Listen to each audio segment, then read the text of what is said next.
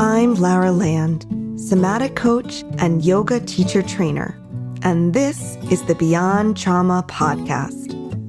What a couple of years we have had. The challenges continue to grow, and more of us are experiencing some level of traumatic stress. My commitment here is to bring you the most up-to-date insights on exactly how trauma affects our mind, body, spirit system, and how we can work with our bodies to soften its impacts. You will be hearing from trauma survivors and researchers, and together, we are going to incorporate what they have to teach us to heal ourselves and promote the well-being of all those around us. Here we go. It's out! The Essential Guide to Trauma-Sensitive Yoga is now available everywhere books are sold. This is the book for every yoga teacher, studio, and practitioner who wants to incorporate an inclusive practice to yoga. It's available on my website, laraland.us, and everywhere books are sold. If you're loving this podcast, you are going to love this book.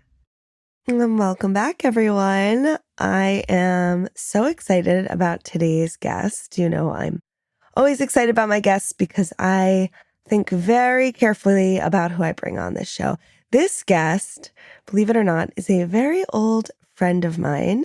Her name is Alicia Racine.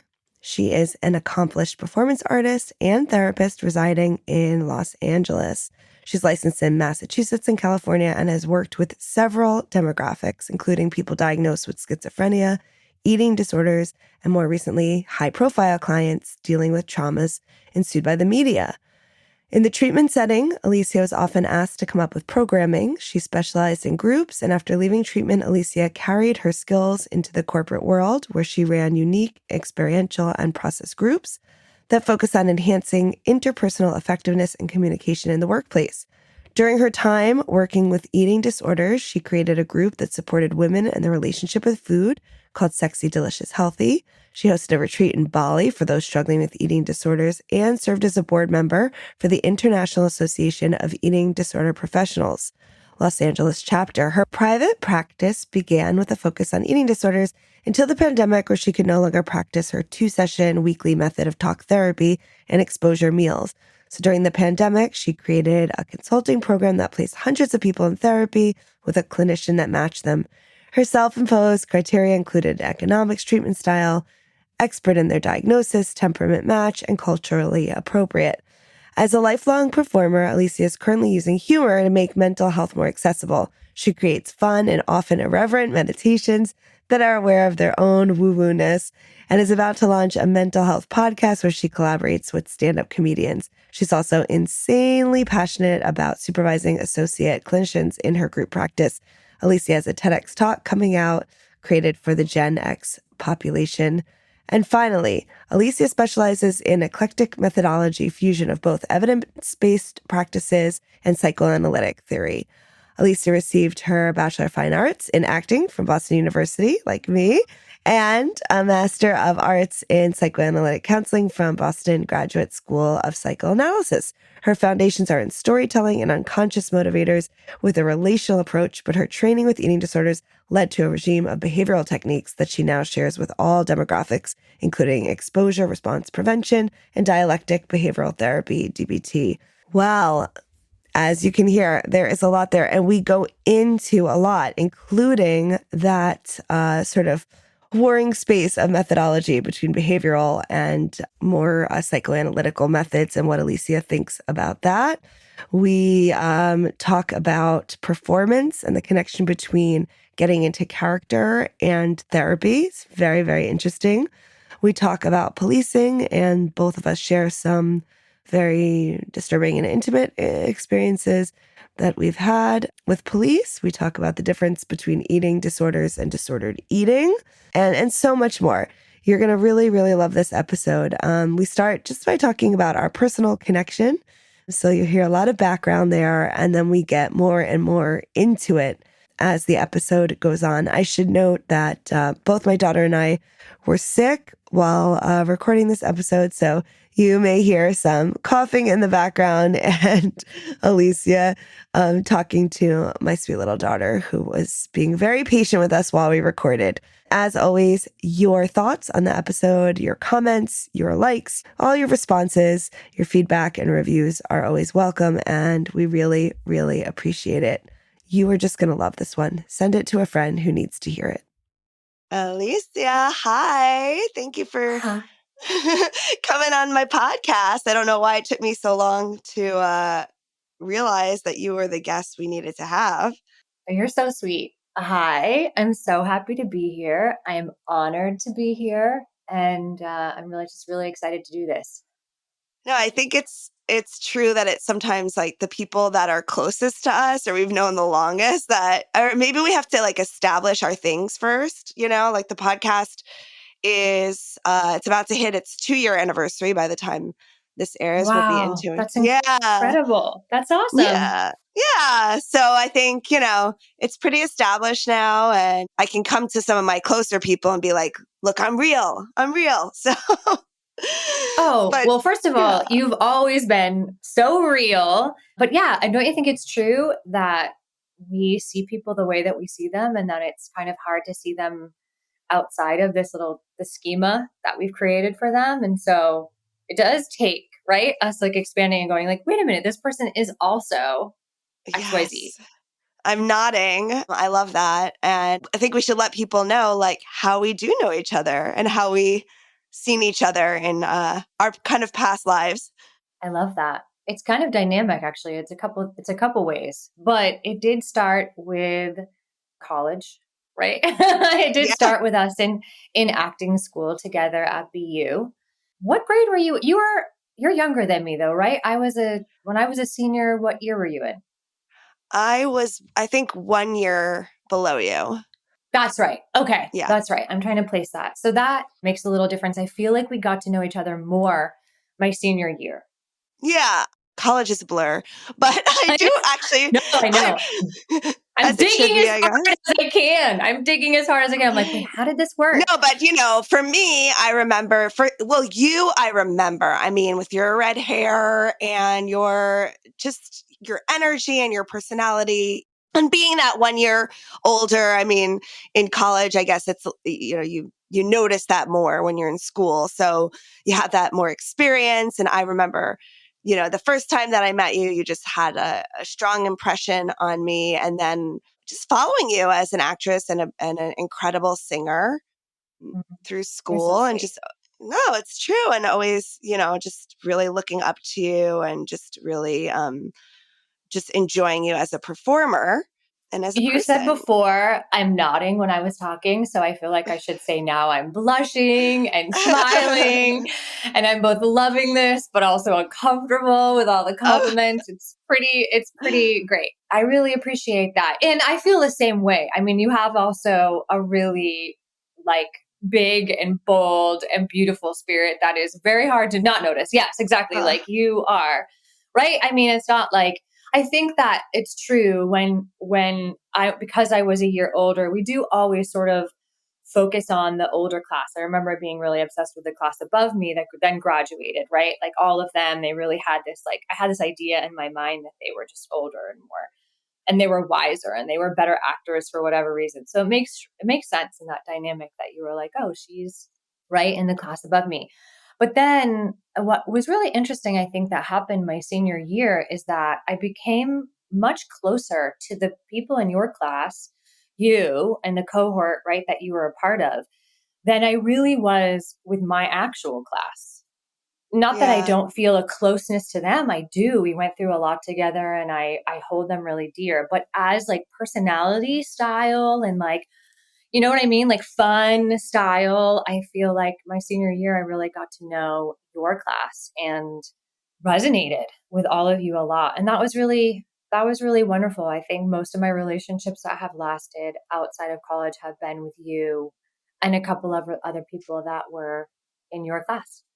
And people might not realize that went to like, quote unquote normal schools or normal programs that you like they're like class, like who has a lot of schools are very big, but we went to a very small I mean, we went to Boston University. It was a very big school, but the theater program that we went to was very, very small, where you really would know everyone in your class. And in the, 4 grades, right, the freshmen through seniors, you pretty much knew everyone. So for me, it was through the work that we did, the exercises that we learned about like getting into our bodies, getting into our breathing, kind of becoming these channels for characters or to be performers where our vessels could, last the strain of being on stage. I'm thinking of Alexander technique, freeing the natural voice, Linklater, and all that. All those exercises that became, for me, I enjoyed the process more than the final product. And I started to get really into those practices. And that's what led me into yoga and then eventually into therapy, which is, where I'm headed. And you also ended up in therapy as a therapist, in therapy and as a therapist, which I know you're going to share. So I wonder if there's like a through line for you as well. Yeah, I'm interested if you think there's a connection there.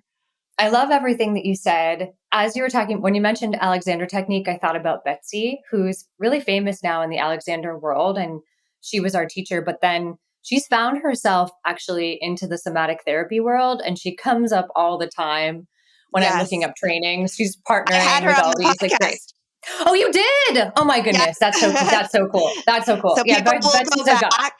Yeah, people will go Yeah. back and look up that episode with Betsy. Yeah, go on though. She's a god. Yeah, I think that there is people just don't realize it, that there is this. It's not even a parallel. It's actually the same world, right? It's just like resonating in the same world, and that we do all these techniques to really understand ourselves as humans and animals, and how to connect with our bodies. But then really we also do all this work on the script work and understanding character and motivation and all these things. We spend all of this time really deeply not only observing psychology but like embodying it, the whole process of it, which is crazy. And I don't think that's the work. And it felt like this really interesting and easy jump over into the therapy world. I know that I loved all of the classes that I think some of our classmates were really suspicious of. I really loved the classes where we did stuff that was a little where people would yell at the teacher and be like, "This is therapy.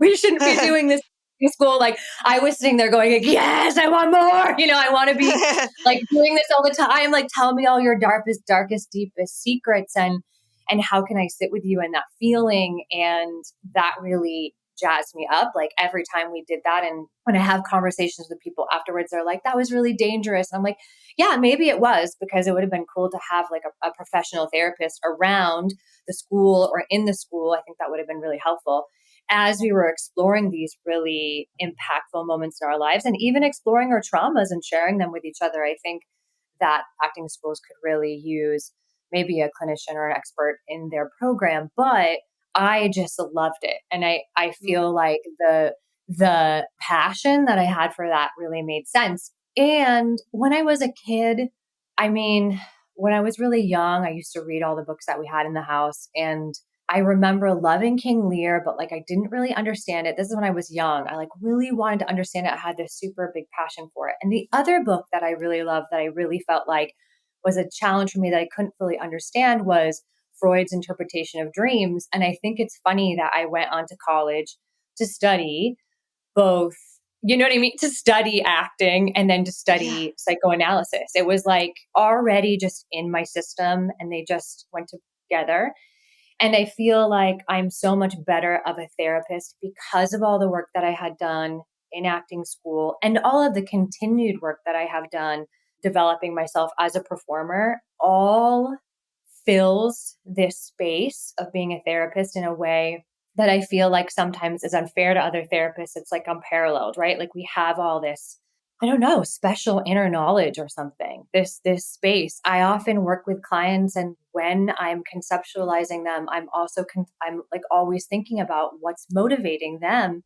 Mm, It's not really a term that we're taught, right, in grad school yeah. necessarily, but I'm always bringing it in. And I remember I had this fantastic acting teacher that would start us with, what's their most selfish wish? And obviously it's selfish, not in a negative connotation, in the way that it's like, what's their deepest desire that's motivating every single choice that they're making? And I use that with every client. I love And it this. is so helpful for me, right? And them to understand like why they're aligning with their goals or not aligning with their goals, or why they're not getting what they're getting, or why they're in a repetition compulsion, or what is happening. So it's almost like character work aligned with all of the clinical stuff we've been taught. It makes so much sense because Mhm.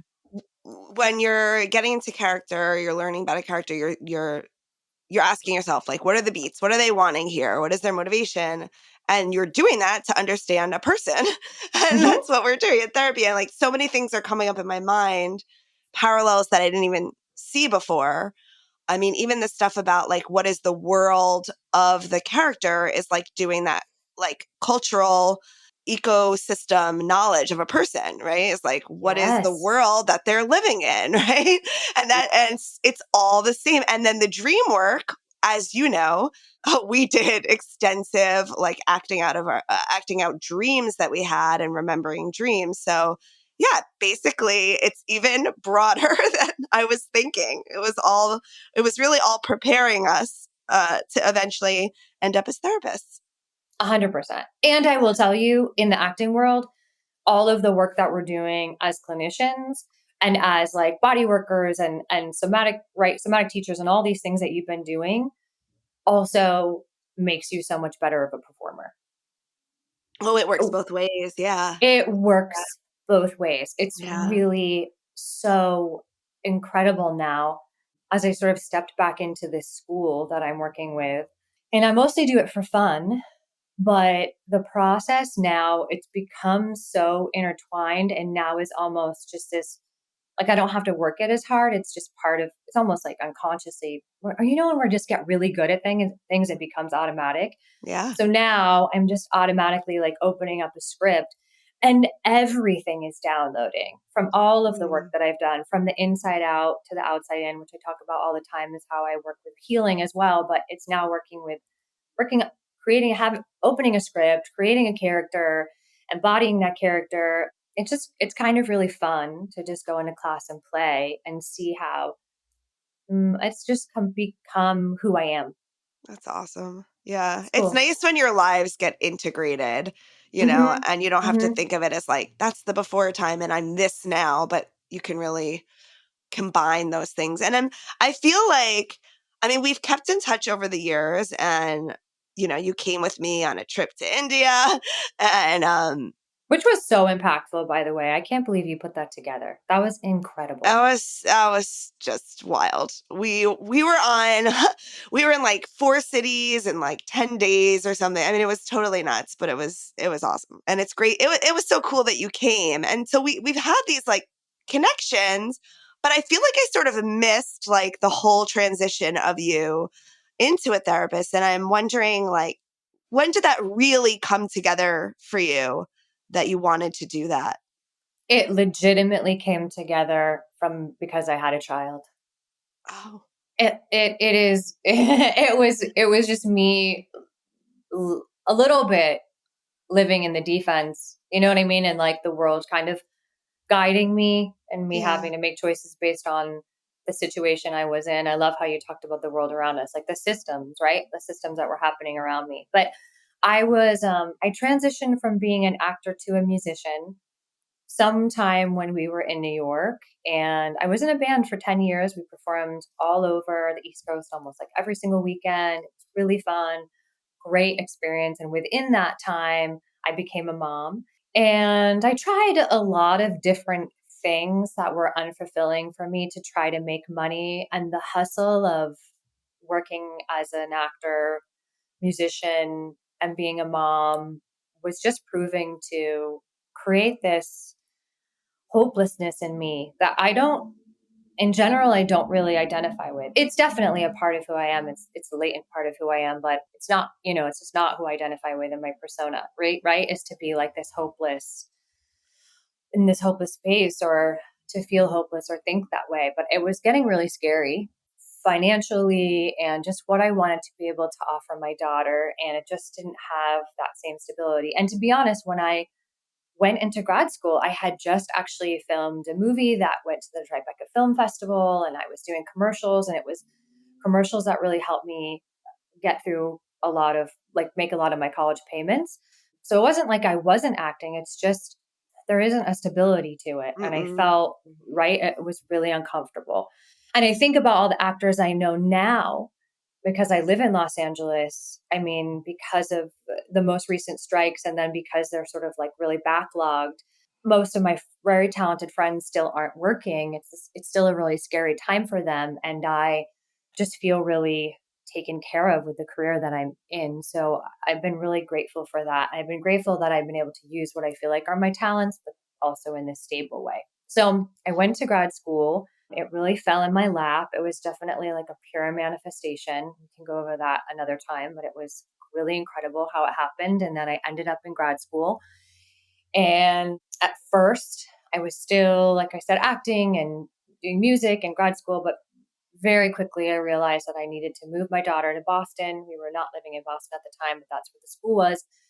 And I just dove really like head first into it and got a lot out of it and just learned a ton from it and worked with these really important just worked with a lot of people that really suffered in many different ways and learned so many different things. And then our school required that we wrote a thesis, and so that took a long time. I had to make that happen, and I was single momming it in Boston, and we just that was the thing. So that trend, I think a lot of people miss the transition too because I just had to put my head down, right? I Yeah. had to just like I was just me and my kiddo and my dog at the time. And I just had to put my head down and sort of make this happen. And there was an identity shift that I think that was happening that I was nervous to share with everybody. I didn't Mm-hmm. know how aligned it was actually, right? I didn't Yeah. know that I really was using all the same talents and skills and that I was still an artist. I didn't know I was still being Yeah, an there's a lot artist. of like kind Yeah. of shaming in the artist world and acting world. Like if you give up, you know, like if you decide to leave the field or yeah. I always hear that stuff like, if you get out of line or whatever, you're never going to get your chance or whatever. And so I don't like any of that fear stuff now. But yes, you're right. There was all this shaming. So I think I hit it a little bit, but also I just didn't really have the time to go and like honor everyone's experience of me changing what I was doing. I just had to do it. And I really had to do a lot of it out of survival. Now you told me you mentioned when we were kind of, you know, gearing up for this talk that there was actually some traumatic experiences or experience that you had that was kind of the Oh, final. wow. Yeah. So there of course there's so many parts to the story, right? Because it takes a lot of things to happen for us to make giant changes, doesn't it? So yeah, I had tried therapy out a couple of times. It I didn't resonate with the therapist, and I don't think I was ready to do it. I think there is a time people get to the space where they're actually ready to do it. But I had a traumatic experience with a police officer. I don't know if you want to know the whole story, but I was attacked by a policeman. I mean, you're welcome to share as much as feels right. And, you know, and I don't know if you Yeah, know this, but my brother was assaulted by a police officer. I Uh, didn't know that. and he ended up leaving school. He was in Buffalo and it changed his life, the direction of his life. So, Wow, I yeah. didn't know that. Wow. Yeah, Yeah. I knew that about the work that you do or you did do with police officers and offering them right trauma informed Yeah. yoga, Yeah. which is incredible. And I did actually end up writing my thesis about police officers being induced by the traumas and things that they see. So, the before, obviously, I wrote that thesis. The short version of the story is that my mom's house was actually on fire. We were cooking dinner. I had just come home from something. I think it was some acting thing, and we were cooking dinner, and a grease fire started in the kitchen. The house was on fire. My mom did not have an fire extinguisher, so I ran around. Neighbors got a fire extinguisher. She was on the porch with my sister, my brother-in-law, and the animals. They were crying, and I was running in and out of the house with the fire extinguisher because can't you see that as being the person that I would be in that moment? Like, Yeah. of course, I'm the one who was like, let me get the fire extinguisher and keep running in and out and trying to put out this fire. So it took a really long time, it felt, Sure. for anyone to come. Obviously 911 had been called, and it took a really long time, it seemed, for someone to come. And by the time they did, I was really struggling with smoke inhalation. I was outside on the front lawn, like basically choking on smoke inhalation. And a cop showed up before the firemen. And I was in my, I don't know, in my exasperation and trauma and heightened nervous system or whatever. I screamed at him, not at him like I was mad at him, but screamed like, where the hell is everybody? You know what I mean? Like, Yeah. Yeah. what the fuck? I swore, Yeah. actually. I did. I swore at a policeman, but I wasn't swearing Which at is him. not illegal. This is not illegal. That's all I said. It was one phrase. I screamed it out. I was like in tears, choking on the ground. And that police officer decided that I was being unruly Oh my and gosh. actually started charging towards me. And I actually ran from him, which is crazy, but it was all instinct. And the further of the story is that my sister got involved as well. My sister actually got in between us again, just reacting. And Oh my gosh. she was like, don't hurt my sister. And the first thing I remember is him slamming her up against the house. Now, Yeah. he slammed her up against a house that was on fire. That's wow. And then I just like stopped in fear, right? I was in like complete frozen state of fear. And then he was just more brutal with me. And he arrested us both. He definitely like tossed me around through it. The crazy thing is that in the back of the cruiser, I guess, we still had a phone, and so we actually called the police on him, Oh. which was so interesting. And also my sister was able to call 911 and say, because I was really now at this point like really struggling with breathing, and they actually called like an ambulance to come, which the ambulance then actually met us at the police court headquarters or whatever to give me oxygen, like while I was being booked, Oh basically, which my is so gosh. crazy. Oh, the whole thing went through. It was never arraigned. It was dropped. The mayor got involved. I mean, it ended up like it never, I don't have it on my, obviously doesn't exist on, if you query me or whatever, because I was unrightfully arrested. But the part of it that I was already in trauma and then I was attacked by this giant man at that time is just was living in my nervous system. And so I still have a little bit when I see policemen, I still have a little bit of like a woof. When I'm driving, I think everyone does actually. I think everyone looks around, they're like, am I doing anything wrong? Am I doing anything wrong? I don't know. But Yeah. I was really pretty, I think I went into that space that they have that they do a great job with the movie Get Out. Did you ever see it? Where like Oh yeah. she has him go way back deep. So I think I fell back into myself, and then I definitely had some trauma responses and some acting out behaviors and all this stuff. And I had a really great friend that found me a therapist and brought me there, and he did EMDR, and it was definitely EMDR at that time that saved my life. And I really was impressed with this therapist. And I saw the kind of, it was actually during the recession. I saw the kind of stability that he had and the lifestyle he was like, do you know what I mean? Like his lifestyle, his Yeah. office, everything he was talking about, how much he was helping me. And it felt like raised from God. You know what I mean? Like it was like all of Yeah. a sudden one day I had this aha moment and I was like, this is what I want to do. And so that was it. And then I started this whole process. Wow. I mean, it's it's beautiful that something meaningful came out of such a really insane trauma. A double trauma of your house being on fire, right? Mhm. And then being attacked in the middle of all that by someone in a position of authority. Yeah. And we went to, is it jail? What you go to first? Jail that night before Yes. you go to prison? Yeah. So we went Yeah. to jail that night. And also my sister was like, they harassed my sister to like, undress in front of the drunk tank. I mean, we went through a lot of traumas that day. So just Yeah. so much really happened. And I think, it just made me really sensitive to that whole process. But EMDR absolutely changed my life. It's actually quite strange that I don't do EMDR. Yeah. I don't know. I mean, there's definitely a level of my psyche that needs to be worked out and why I don't do it, but it really changed my life. So trauma therapy is incredible.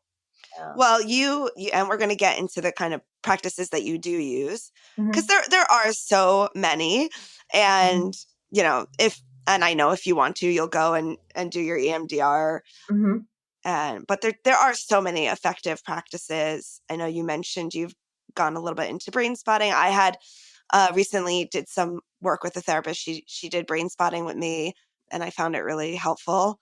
You liked it? I did, yeah. It was very exhausting afterward. Yeah. Yeah. I fell into like the deepest sleep, and I had like a lot of dreams. And then something actually happened a day or two later, and the brain spotting was like still working, where I wasn't a trauma, but it was a stress. Mhm. And I felt that night that I fell asleep after that stress, I could feel the brain spotting like working in my sleep. And when I woke up, like the whole stress that had happened the day before was processed. So it's pretty cool that it had this like ongoing effect. Like it was still working on me. Isn't that cool? The same thing happens with the EMDR. You basically pass out. Yeah. It's so I said to my therapist, I was like, I really liked it. It really worked, but I don't think I could do this very often because I was so tired. I'm like, oh my gosh, just to gear myself up to like do it again. I actually love a lot of the EMDR therapists that I do know. They do these intensives, and I think it's really smart where they just do it for like 5 hours and it's one day. And then, you need like a whole weekend to process and recover, as opposed to going every week and Yeah. sort of like, you know what I mean? Like Yeah. forcing your brain to do that work again and again and again and having to recover again and again and again. I think it's really smart to go and do an intensive and then, like you're Yeah. saying, like, be done. Be Yeah. done with it. Yeah. Yeah. Yeah. I didn't know. And the therapist told me, she goes, yeah, most people that, I do the brain spotting with, they only do it like once. Like they mix talk therapy. Mhm. They might have 3 or 4 sessions of talk therapy and then do some brain spotting. So it really is it's hard to explain to people who haven't experienced it, but you feel like you've just like run a marathon. Like you are physically Mhm. exhausted. Mhm. But just to wrap up, and I want to get into why, I invited you on specifically, Yes, um please. but just to wrap up this conversation about the police, I know you went on to write your thesis about trauma and policing, and I'm just curious if there's any insights from the work that you did on that you'd want to share with us. I think the main insight is that they need therapy. Yeah, You yeah, know, and we've actually tried a couple of times. I've tried a couple of times. My husband and I have worked together to try to offer group therapy to the sheriffs in LA. But just there's so many hoops and ladders to yeah, jump through and climb up. And they really need a lot more support, and so that they can really be the civil servants that they're supposed to be yeah, because they go through a lot. It's a systemic problem, like you were saying before. It really is. That's my greatest insight. Really, is that we need to continue. I was actually going to work for a company this year, but it just doesn't fit with my schedule, and it'd be too disorienting from my private practice for those clients. But I wanted to fly around California and do these classes on trauma for police departments. So at the end of the day, I don't want to just go and I don't want to just point fingers. Like they really need a lot more support so that, like I said, yeah, yeah, they can be better civil servants. But yeah, I mean, they go through a lot. What I did was I interviewed a lot of policemen about what they went through and what has happened to them and how they have seen themselves change. oh, And yeah, one said every person he looks at now, he's sizing them up as a criminal. Every single person. right, He can't be on a Sunday at his kid's baseball game without, seeing the criminal in everyone around him. And once that happens, yeah, how are you supposed to be, you know what I mean? Like a helpful, unbiased yes, protector. You're yeah, not anymore. And I'm sure we have that too, right? I have to work really hard to not just open myself up as a therapist to every single person. just open up my nervous system to every person, right? I'm Right. constantly having to work on that, but at least I am working on that. They're not working on it. No, we have to understand what the Yeah. repercussions of that thought, Yeah. right? That thought Yeah. are on the nervous system, on, what will happen then instinctually, Yeah. to like a slight move, something out of the corner of the eye. And, in my work with police officers, yeah, I've brought yoga to a lot of police officers. We had one, on the podcast as well. I mean, and about secondary trauma and Hmm. vicarious trauma. And sometimes they are seeing and a part of 3 or 4 traumas in a single day. So the fact that they're not processing that at Right. at all is super scary for everyone involved. Right. It doesn't really make sense. And just thinking about what happened to you, and like in an idealized, world where really at every call like that, a fire, something happening in a house, whatever, a therapist would be there, or, Mhm. a crisis counselor. So for everyone involved, right? So like Yeah. Yeah. that the police are ending up doing jobs that they're not prepared for. They're not trained for. What we wanted to do, and as trying to work, trying to get into these law enforcement's very, very difficult. They're very closed off to outsiders coming in. Is I thought get the yoga in, the somatic practices in at the academy level, because that's when they're being Mm. indoctrinated with a lot of fear and the training, Mhm. and Mhm. so if you can sort of counter that with, and this is how we de-escalate in our nervous system, Smart. So smart. maybe So one smart. day. That's the So dream. smart. Yeah, I think education too for all of humankind that we are all capable of really bad things, but that doesn't also make us still human and capable of incredible things. I think that we grow up not really knowing this, and we think that people are one dimensional. And then I think policemen go into this world and they're going to protect everyone. And then they see, right? They just see all of this criminal behavior and what we've valued as evil. And then it's really hard for them to not see everything as evil. I don't think they've done that work, right? That they haven't done the splitting work. They haven't done the work that they need to do in therapy where they can integrate human beings as, like, you know what I mean, Mm. capable of both and Oh, having I the love that. capacity, Yes. right, to handle that. They have both. So if we could give them that insight and really understanding and process that while, your help, we should pair up while you're like helping them like regulate their nervous system. I can only Yes. imagine the change that that would make. That was such a great insight, right? Like, people Yeah. aren't good or bad. I mean, we know this, but the way you just put it is fantastic. And the Yeah. way that their experiences are separating from that knowing Yeah.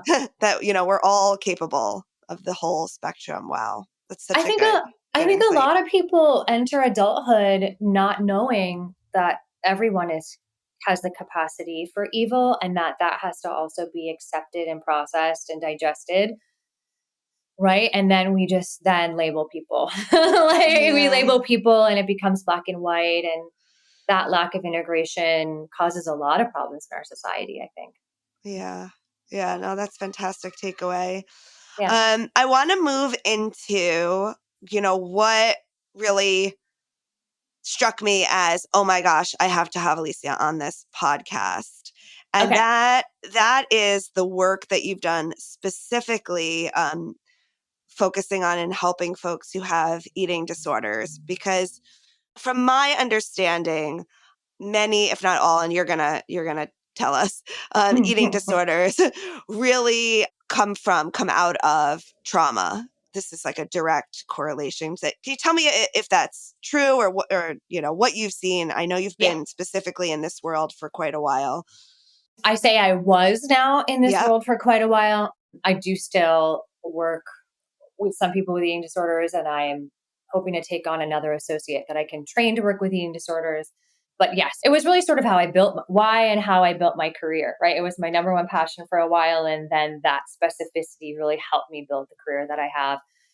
And I was really passionate about it. I've helped a lot of people. I would say, and this is anecdotal evidence that every single person that I have worked with in therapy with an eating disorder, is a big statement, has had some form of sexual trauma. Wow. That's a lot of people, right? It's a lot of people from a lot of different economic backgrounds, and they all look very different, but the sexual trauma has been pervasive. And so it's not just trauma, it's sexual trauma. It's There's other specifically things that sexual trauma. align. Hmm. Yeah, yeah.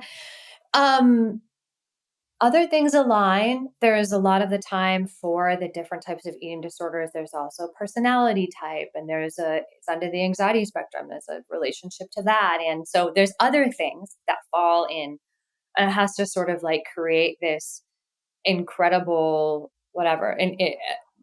I'm really stumbling on that. But like for someone to actually be diagnosed with an eating disorder, which is very specific, it's takes a lot of different things, temperament, Hmm. style, all these things. But yes, I have consistently found that. And a bit of a way in, I thought that was pretty scary and pretty alarming that's what was the most consistent was the sexual trauma. And do you think that for do you think for folks who aren't seeing that, like clinicians, that they might be treating the wrong, like if you're just treating the eating disorder with not getting to the trauma diagnosis, it seems to me like it would repeat itself. Yes, I was talking about that with a client yesterday. I have a client that I'm coaching, and I was saying to her, she was like, "Yes, but then we work on this behavior, but then another behavior pops up." And I'm like, 100%. We're playing whack-a-mole with behaviors until the root is being treated, and the root needs to be treated. I'm coaching her, so I was helping her so she could go to therapy and be a more educated person in therapy and really ask to get her needs met. But Mm, she needs that root 100% addressed. And until some of that psychic conflict is resolved, she's going to always be exhibiting some type of behavior. And for her, they show up as eating disorder behaviors. Mhm. yeah. Yeah, that makes so much Yeah. sense. I'm wondering if, knowing that there's such an overlap here, is it something that you're keeping your eyes open for? Are you waiting a little while to build that therapeutic alliance before kind of delving into maybe a past history of trauma? The trauma. Yeah. Yeah. Yeah. I think the person has to feel really safe. And as a clinician, you need to be able to. I think if someone is working with eating disorders in general and it's a difficult demographic, you need a lot of training. You, the reason why I work, and we can talk about this later as well, I work both psychoanalytically, psychodynamically, but I also work behaviorally, is because, you know, there aren't as many people with eating disorders as there are addiction today out there in the world today. However, eating disorders have the high mortality rate, the highest, sorry, mortality rate. I mean, more people die from eating disorders than they do from addiction. What? Right? I mean, what? So we have to do the behavioral work. We have to do the behavioral work because they have to be practicing eating, right? Mm, And they have to do all of these things so that they can function and keep their body safe while also addressing the trauma. And so right. this person has to be really safe with Right. you, right? And they have to be like, they need a team usually, but they have to be really working on all these behavioral things at the same time. So if you're one therapist out there and you have an eating disorder client, you're going to need to be able to do behavioral techniques to help them function in their life and continue to get better at managing their nervous system and working on new things. But you also have to be able to handle deep trauma and build a safe container for them and grounding techniques for them and all that stuff so that you can also dig that up. Because if you're not digging that up, they won't get better. And I think that's one of the reasons why people all have these stigmas against eating disorders where they say that they're really difficult to treat. Well, because you're not treating them holistically and you have to. Okay. Yeah, I have heard that they're Yeah. really hard to treat. And I But was it's just because you have to. You can't just do psychodynamic or psychoanalytic or, right? You yeah, can't just do that type of work. You can't, but you also can't just do behavioral. And that's the problem that's right. is we have these schools of thought and they're still in conflict with each other. Yeah. Yeah. Right. And Right. Right. I'm like so exasperated by it because it's bullshit. And it's Yeah. wasting everyone's time. Yes. It's Yes. wasting everyone's time for people to be in conflict about this. We all need both. It's not Look, just eating disorder. if a person is coming to you and they are, really I'm losing my words now. But like, It's contagious. you need to get out of crisis. You need to figure out how you can get this person to eat, right? I mean, Yes, yes. so talking to them about, a sexual trauma that happened 20 years ago, whatever, that is not what you need to do at that moment. Ongoing, if you don't do that, then you're, like you said, playing whack-a-mole. So both things have to be true, right? So we have to know which tool to pull out at which time. I'm wondering if the connection between eating disorders being so fatal, if that's from malnutrition, or if it's also folks with eating disorders I know have also a very high suicide rate. Yeah, it's both. I mean, Yeah. eating disorders and body dysmorphia often hang out. And body dysmorphia is really the ones that it's so deadly. It causes a lot of suicide. It kills a lot of people, sadly. Okay. And then the eating disorders specifically, yeah, I mean, people's hearts, Oh, yeah. uh, Yeah. right? I mean, people start to actually, their body starts to eat their heart. It's the saddest thing ever. But there's other complications too. There's so many physical complications that happen with the different styles of eating disorders, whether you're a bulimic, I mean, that has a lot of other problems. But I do think we're going back to the trauma piece. I think that we have a culture of disordered eating and that Mm-hmm. we're struggling with this massive amount of disordered eating amongst most people. And then in this diet culture and stuff that I really have a lot of problems with, but it's both the temperament and personality type that I was talking about before, plus the sexual trauma. That really is how the person then finds themselves, unfortunately, deeply entrenched and imprisoned by the eating disorder.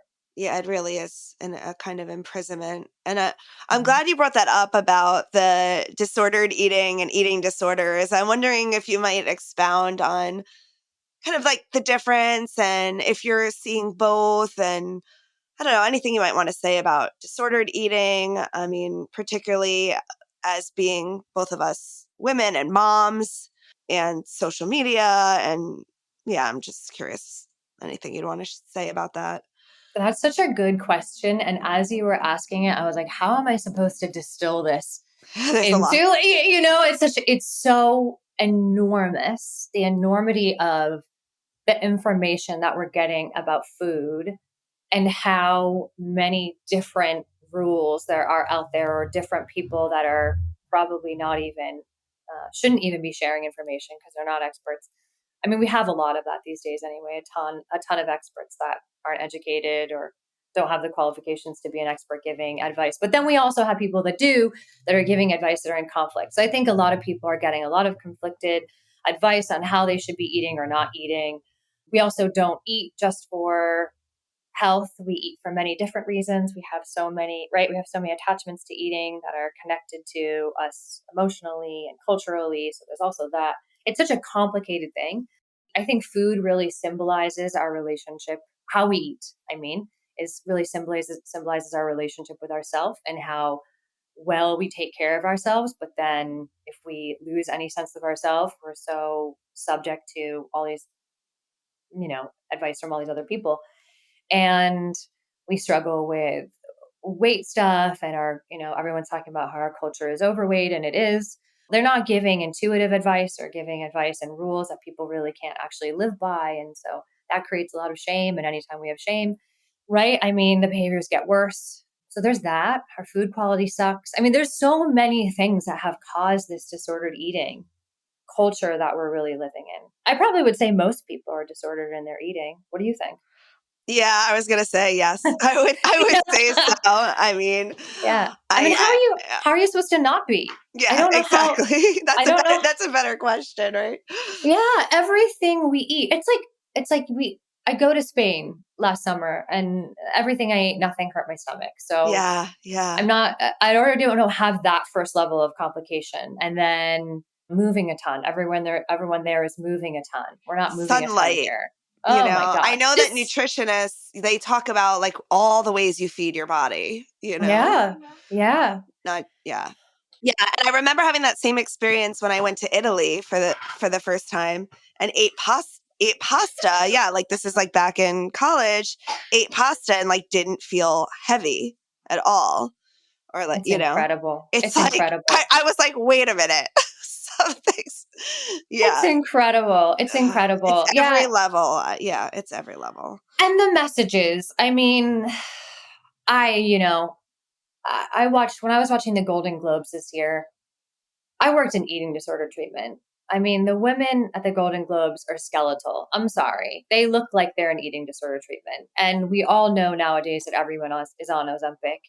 And it's so painful because these are the women that we all look towards for beauty and examples of like empowered women. They're up there, they're giving speeches, they're winning awards, right? So it's so dissonant in our brain because I want to be like Emma Stone, you know what I mean? And do this incredible feminist role in this incredible artistic movie and give an amazing speech where I honor all these other incredible women. But then at the same time, everyone up there is skeletal. So how do we then extrapolate that from the rest of it, right? How do I remove that and go, okay, well, I don't want to be that skinny, but I want to be everything else that she is? Right. That's Right. impossible. And so I don't care on an unconscious level. Now we all have that deep in us. It's not even unconscious, it's conscious too, but it's just flowing in and out of us. And it's so sad. And I don't think because I worked in treatment, I can go, wow, that's what people look like in eating disorder treatment. But everyone else is looking at it, they're going, that's beauty. Well, And I wasn't. I was like, I'm we, also not saying that Emma Stone is on Ozempic or any of those things. And I'm not even saying she's one of the ones that's skeletal. I'm just saying in right. general, Right. they're all skeletal. I Yes. just want to make sure. But it's just hard not to, oh, she's coughing. There's a I'm baby. I'm making the baby. There's a baby in the background. I'm Anyway, does muting that her. make sense? So there's Yeah. so much to say, but I think we're all disordered. And then it's just so easy then to fall into an eating disorder in the same way that it's so easy to fall into addiction because of our culture as well. So that's the systemic problem. And then, you have this person that had a very serious trauma and becomes their coping mechanism. It becomes the disordered eating and it turns into an eating disorder. And an eating disorder is really like being in an abusive relationship. It's domestic violence essentially on yourself. Oh, yeah. I wonder, it's like, is it, as you said that, I'm thinking, is it like cutting in that way? Like, it kind of combines all these things. I feel like there's a level of control. It's like, controlling what I eat. It's like, it seems like it might have all these different, I guess that's why it's so complicated. It has all these different elements of punishment and control and managing an uncomfortableness, a suffering, a pressure. It's then of course there's the part where like your body actually starts to not have an appetite anymore. There's so many parts to it. It's so biological, but yes, it is like cutting. I think at first you hurt yourself and that is relieving. Just Yeah. like for a sociopath, maybe hurting someone else is relieving. It's just Yeah. acting out. No, it's interesting what you said about, yeah, not having the appetite anymore. This is, even not even, in the yoga community, I've seen this so much. The people Have that get you? really, yeah. Yeah. So it's something, yeah, there's all these layers. And I'm wondering, I know you've found a couple treatments. I know there's one particular treatment that you found to be extremely useful and that you now use. I know that you're now working with all kinds of clients, but you believe in this treatment so much that you're using it with everyone. Can you tell us a little bit about it? Yeah, so it's the combo. It's definitely like still that talk therapy, which I lean towards like the psychoanalytic, like unconscious motivators talk therapy. That is like that's the OG. Like you have to have that. But the part that I add to that is ERP, which is exposure response prevention. And usually right now people connect it with OCD, but because eating disorders are very close, and then the other traumas and the other anxiety disorders that I handle, it's just really helpful to work ERP, which is a very, very behavioral technique. It's exposure therapy, which everybody kind of, right? I mean, everybody kind of has an idea of what exposure therapy is, I'm assuming. I would think so, right? Yeah. We expose ourselves to that thing which we're Yeah. most afraid to expose ourselves to, right? I Mhm. imagine that we would want to do that in a very slow way, a very systematic way, so that we don't kind of snap the rubber band. That's exactly what this is. That's why it's called this. It's exposure response prevention. So you're speaking about the response prevention part. The response prevention is that we're managing and making sure that the person doesn't flood, because we don't want to re-traumatize them. So we understand that they have a trauma around this, and we create a really dynamic, and there's subtleties to it. We create a whole system for how we expose them to the thing that they're ultimately avoiding, in a way that their nervous system can continue to develop, and it grows its bandwidth. Like you just said, snap the rubber band. Exactly. We don't want to do that. We're trying to develop their bandwidth slowly. So sometimes in exposure response prevention, I'll even have like, I had a client who was scared of germs. And so she, everywhere she walked or whatever, she imagined the germs everywhere. And so, like, one of our first sessions, she drew it. We just talked about it, and she drew a little picture of her feet on the ground and all the germs sort of like attacking her. And that is a step in being able to sit with and tolerate the experience of like being with germs in the world. And sometimes we just meditate and imagine ourselves letting germs touch us. And we don't jump into, Right. right, into like, let's go outside and like lay on the sidewalk together. Right. But we have to really be careful to develop a system that this person can handle their nervous system. We use the SUD scale all the time, which is subject units of distress. I love the SUD scale.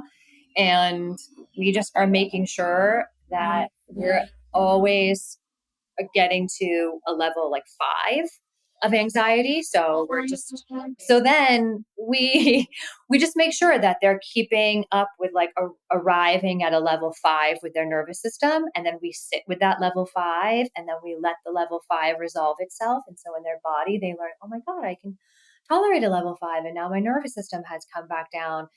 And oh, I was a level 5 when I drew the picture. And then I was a level 5 when we imagined me doing it. And then I was a level 5 when I actually went outside. And then I was level 5 when I took my shoes off. And so it's just really amazing. And that's specifically an OCD example. I started doing it with food, with women with eating disorders. When I had started my private practice, everyone had to come 2 times. One time was a talk therapy session, very, very, very deep, right? Very connected, very, very much working through with insight and through the traumas and all of that stuff. And then the other day that we would meet outside in the world, or, we could do it on Zoom, but we would meet some way and we would share some food, and we would plan it so that we were, obviously we did it with the exposure response prevention style. So by, when we get to a really difficult stage, maybe we're out eating pizza together. And then the other really cool thing is that the other part that I add in that I really love of a behavioral technique is DBT. And so dialectical behavioral therapy, we do a lot of DBT when we're out actually eating together, in order to learn how to manage our nervous system and our behaviors and all of that. So Oh, I love it, it. Yeah. yeah, it was cool. It was really cool. I did it for a good amount of time. I had created programs to do it for other treatment centers as well. And then the pandemic happened, and it became very difficult. And I felt like it wasn't safe enough to keep working with that system in the pandemic. In fact, people got really sick. I had to actually Oh, help a couple of people get into treatment. It was a pretty scary time, especially at the beginning of the pandemic when, we were all terrified. Right. And so, but that I think is a really great protocol. And now I don't have this 2-day program anymore specifically. A lot of my clients are high functioning, but also my eating disorder clients often were high functioning too. You would be surprised how many people have serious mental illness that are actually also high functioning. Yes. And serious mental illness is something we definitely need to keep talking about, because I think we're always talking about things like anxiety, which anxiety is everywhere for sure, but we need to start talking a little bit more about OCD, right? And Yeah. people with bipolar, and understand that there are a lot of it afflicts a lot more people than we think. Let me ask you a And quick. Okay, go on. Sorry. yeah, Finish your. no, I can go on forever. I can go for it. Ask me a question. I wrote a paper about co-occurrence of OCD and trauma. Yeah. And Oh, tell me about it. well, I mean, they very often co-occur. Definitely trauma can lead to OCD. And the main thing I came away with treatment is that you have to be a little bit careful to kind of weed that out, because with the exposure, when you're treating someone whose OCD is trauma based, right? They've actually had a real event or events, right? That has caused that trauma. Mhm. And this can be a little bit different from OCD, which can sometimes be very much imagined, right? Yeah.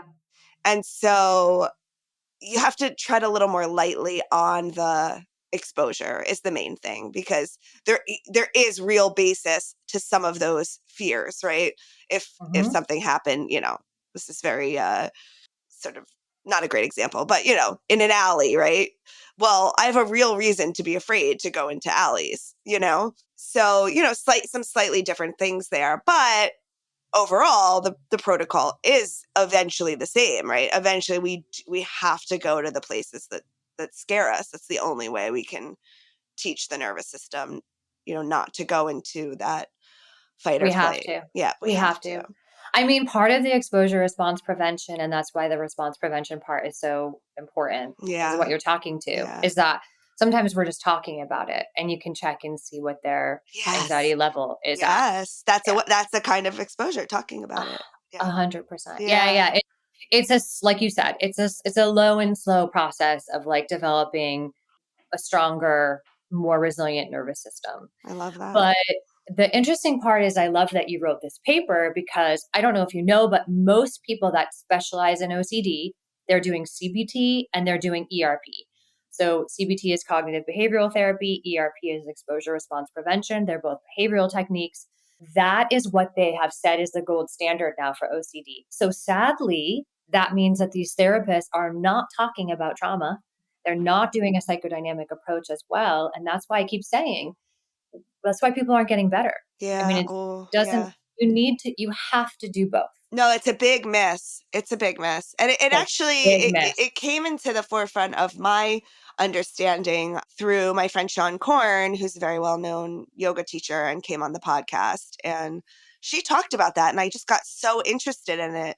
And yes, it turns out that a lot of OCD is trauma induced and it has to be treated differently. So I'm glad that we're like really putting Aligned on that. Yeah, yeah, that's aligned awesome. and putting a big underline it, exclamation point and out Yeah, there. I hope clinicians are listening to this, and I hope Oh, they start challenging themselves and others to adopt and listen to each other and learn from each other. And is there a way that they can expand the work that they're doing so that, if they're postmodern and narrative, which is a really cool style of therapy, that they also are looking into the past as well, not to get stuck in the past, but so that they can help to heal those wounds, take the charge out of those wounds, normalize those wounds. You know what I mean? Like join yeah. them, teach joy, and then also do the behavioral work. I always say to my clients, like I said in the beginning about the work that we're doing as an actor, that and as a clinician, and that's how I look at it now. I help people by doing work from the inside out and the outside in at the same time. And I believe that that is the only way to do it. I love it. I love it. Alicia, I took up over an hour of your time already. I just have maybe let me ask you two final questions, if that's okay. Yes, yes, Okay. yes. Please ask me Um, way more. well, it says on your website, I really like this. You're not what you eat, you're how you eat. Oh, wow. So Oh, funny because I'm about to have a new website. yes. Oh, but yes, it said that on the one that is still exists today. Okay, Yes. should we strike that? I can cut that. No, no, please ask about it. What did you want to ask? No, it's bold there, and it touched me, and I just wondered if you wanted to like expound on that, and if you're doing intuitive eating or Oh, yeah. So when I sort of spoke to it a little bit earlier, but I will make sure that we like take this point home because I think it's really important. When I was working in eating disorders, I taught this to people a lot. How we eat, the symbol of the relationship that we have with food. And I learned this from Janine Roth, actually. But then I brought it, she works with women with disordered eating. I brought it into the eating disorder world. We can look at someone's plate, essentially. I think she said this, and we can see how they feel about themselves, how much they love themselves, how they take care of themselves, right? Their attachment style. We can see it on the plate, right? We can see the love. Imagine someone that is like coming home and they're going to sit with their family and they went to the farmer's market and they're so excited about creating a meal and they build that meal from scratch and they all sit down together and they enjoy this like, consciously healthy meal in the sense that they're like making sure that they have carbs, fats, and protein, right? And vegetables on the plate and they laugh around the dinner table. I mean, that is clearly a person that has a lot of love, connection, takes care of themselves, right? You see it right there on their plate. And then someone that is restricting or is eating fast food or is eating, I'm not saying fast food is bad because we can all have it. Sometimes it's really fun and awesome and soul food's important. But I'm saying like, the way that we treat ourselves through food is a good example, is a symbol of like that relationship to how we take care of ourselves, how much we think we're worth. yeah, I love And that. I think a lot of people were taught that they weren't worth a lot. It's not even just like their own issue. They were taught that and there are people that live in, what do they call it, in like food deserts when all they have around them is fast food. And so the world is telling them that they're only worth this, right? So it's like it's not, I just want to point fingers and say like this is your problem, but Right. you can observe your relationship with food. Any of us right now, we can go home today and like go like, okay, how am I eating? And what does this mean about how I actually feel about myself? I try to teach my clients to do high self-worth behaviors. And I always am like, your self is paying attention to the choices that you make. And the more high self-worth behaviors you do, right? The stronger your resilience, the stronger your like healthy ego is, all of these things. Yes. And so looking at food, you can go, okay, does this look like a high self-worth behavior? Am I feeding myself with love? Is there like nourishment in here, nutrition in here? Is it beautiful? Is it, I used to have my group. Is it sexy? Does it say I love you back? And if it doesn't, then let's work on it, right? Let's change that. It's a great example. We do it 3 times a day, hopefully. And it's a great place to practice loving ourselves.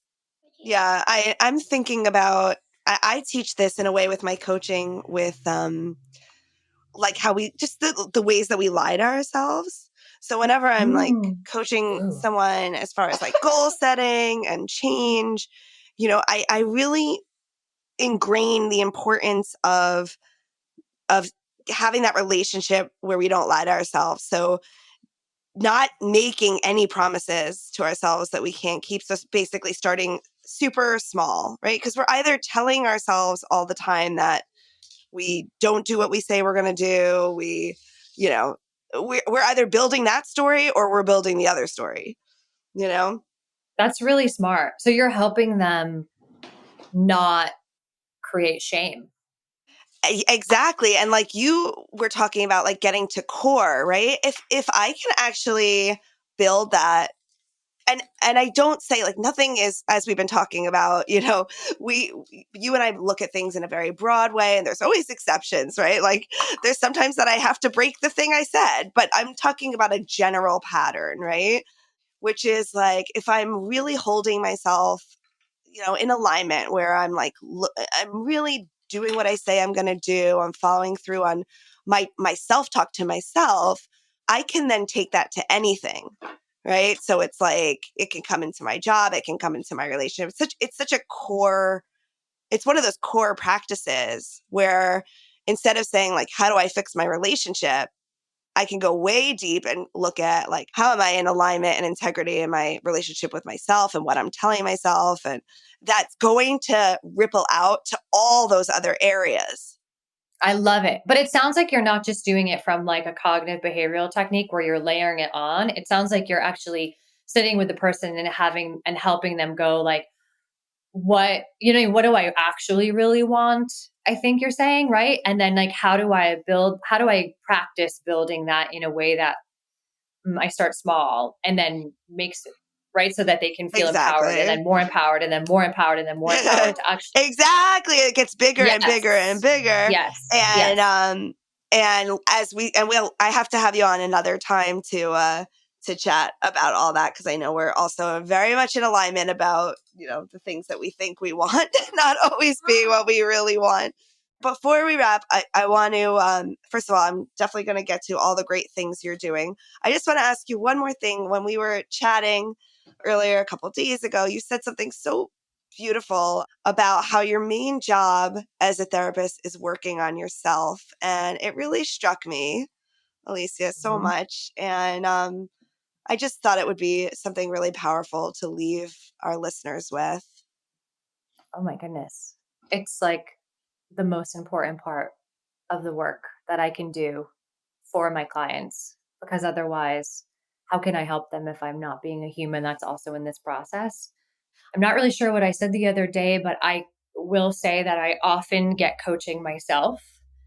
Not always, but off and on. I get coaching from different amazing coaching practitioners that have helped me build what I have today.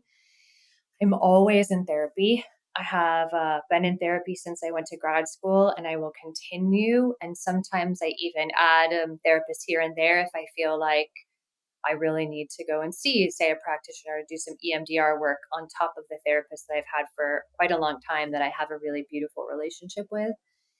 And then I'm still in acting class. I think that also, right? I don't want to just say like, oh, I worked on that stuff and that's made me a better therapist. I'm like continuing to explore humans from that, like I said, embodied practice. And I work with a school right now called the Markland Studio. I think John Markland is pretty brilliant.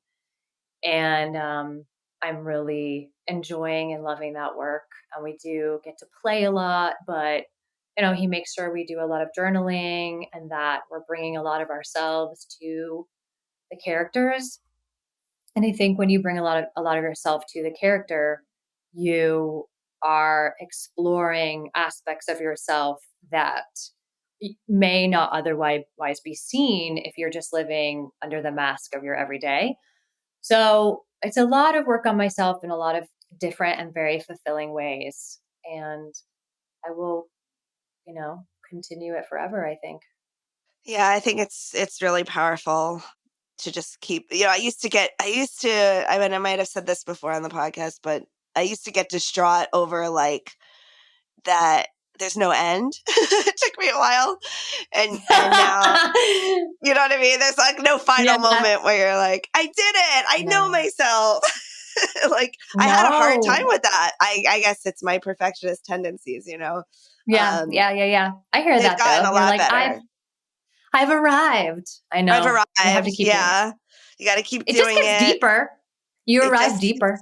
yeah, you arrive deeper Yeah. at these new levels. And I love that as a overall concept of like that deeper and deeper self-work being the real work ultimately that we do in the helping fields. It's like the deeper we go with ourselves, the more we can, yeah, be there with our clients. If I had a message to consumers out there, like I would, when you go and you do your first consultation with a therapist, I would ask if they're in therapy themselves. Personally, I wouldn't go to a therapist if they aren't also working on themselves. That's me.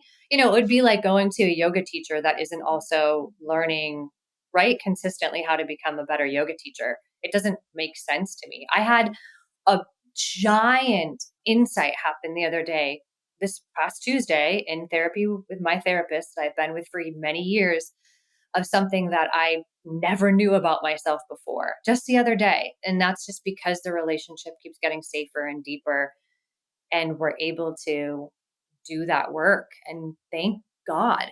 I cannot imagine if I had quit that at some surface level. That I is wouldn't. amazing. Mhm. That is amazing. And I like that parallel with the yoga teacher, because if you are not practicing, like, why are you No, teaching? Yeah. no, it doesn't make Yeah. any sense. That's beautiful. Yeah. And it doesn't have to be as intense, right? But it's like, yeah, you just want to make sure the person that is working with you is also evolving themselves. Oh, It's I love too that. important. It's super. And then also, they're just like policemen, that therapist is absorbing a fuck ton of trauma, right? You want to make sure that they are working through that and they're processing that so they're not bringing that back Yes, it's into very treatment. true. It's Hmm. very true. It's very, very important. They can have secondary trauma and they can bring it Hmm. into treatment through burnout, compassion fatigue, and Right. we're going to have episodes on that as well. Before I say goodbye, tell us, that you have a new website. Tell us your website. Tell us about your podcast. I think you recently did a TED Talk. Just tell people like what's happening, what's coming up for you, how they can find and Woo! follow you. I know a lot of people are going to want to, keep in touch with you, Alicia. It's so exciting. I'm like super jazzed right now. I came into 2024 being like, okay, what are my values this year? One is self expression, which is why it's so rad that you asked me to do this podcast, because it just like fits with what I've been trying to manifest. But anyway, I came in 2024 being like self expression is like going to be a very big part of this year. And I don't even know, only weeks later, I got asked to do my very first TED Talk. And normally people get a really long time to be able to put together their TED Talk, but this was just something that fell in my lap. And I had about a month to write it and practice it and put it up. It's for specifically a Gen Z audience, about them, entering the world, this new world where the world is now sort of crazed about mental health, but also is a bit uninformed. And so I'm just sort of like helping them prepare for that in that talk. And we talk about diagnosis, and I'm really excited about it. I was so nervous doing it, but it was really rad and I can't wait for it to come out. What a great experience. And then I started my podcast. Yes, I have filmed one episode and done a couple of other things. We're filming another episode next week. We're going to like launch it in like a batch at first, but I'm specifically working with comedians. I feel like who better to be honest about what it's like to be crazy in this crazy world.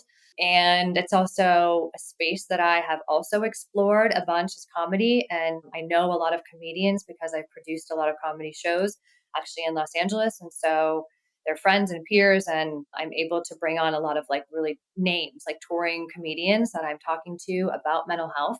And I'm really friggin' excited about that. And then, yeah, I mean, I have a new website, I hope, just so that it represents that. It's still aliciaracine.com. It just hasn't been launched. And then finally, about a year ago, but now I'm in my second year of it, I'm going to be taking on more. I have associates in my group practice that I'm teaching and supervising. So it's a lot, and it's all really super exciting. And I just feel like this, like I said, this year is my year to talk and share and use my throat chakra and become a voice in our culture, because I think we do actually need voices in our culture of people that actually are experts in their field. And I've spent a lot of years listening. So it's my time. It is your time, and I know I want to hear your beautiful voice out there talking and singing. Maybe we'll dig up some clips of your singing voice. Do we have a name for your podcast yet? Or if not, no Yeah, it's problem. called Zannyland, like Zannyland. Candyland. In the Urban Dictionary, a Zanny is like a stay-at-home wife vibe who like takes Xanax with her wine. So Zannyland is just trying to reach out to all those people out there that need mental health and are a little bit scared of it or weary of it. They really just need a space where they can come. The podcast hopefully is like light and fun, very, very informative and educational, but light and fun, in a space that they can come and start to absorb this information in a way that's really accessible. I love it. You're always like, getting at things from the side in a way that really hits. And I think it's a great concept. I can't wait to listen to you on your podcast. Alicia, it's awesome to talk to you. I know we could talk for hours and hours. I wonder, Probably. yes, I definitely have to have you back on. I don't even feel like I got to hear enough about what you're doing. And so that's that definitely means we need to be talking about this way more. Yeah, we do. We definitely do. But this time is about you. Is there anything that I didn't ask you or a final thought that you want to leave the audience with? No, it's so funny. I'm just really excited to be here. I think that there's a lot of I'm so glad you're doing this podcast, because I think all of us have trauma in some form, and there's a lot of different trauma modalities. And it's nice for you to be exploring all of these different ones, because different things work for different people. And so don't give up. Keep on trying different ones. Keep on looking for experts, again, that actually have done the work and can share with you information and help you become a more educated consumer. And healing is, I guess, as like maybe as cliche as this seems or whatever, but healing is really possible. That is a great way to leave our audience, Alicia. Thank you so much for your time and energy and your friendship over all these years and your wisdom today. I appreciate you so much. Thank you. I love you, lady. Have a great day. As we buzz around the busy world, it becomes clear there are billions of paths. As we buzz around the busy world, we will appear in other people's photographs. As we speed through the centuries, we will collide and the light will bend. We will be accidentally immortalized in someone else's land.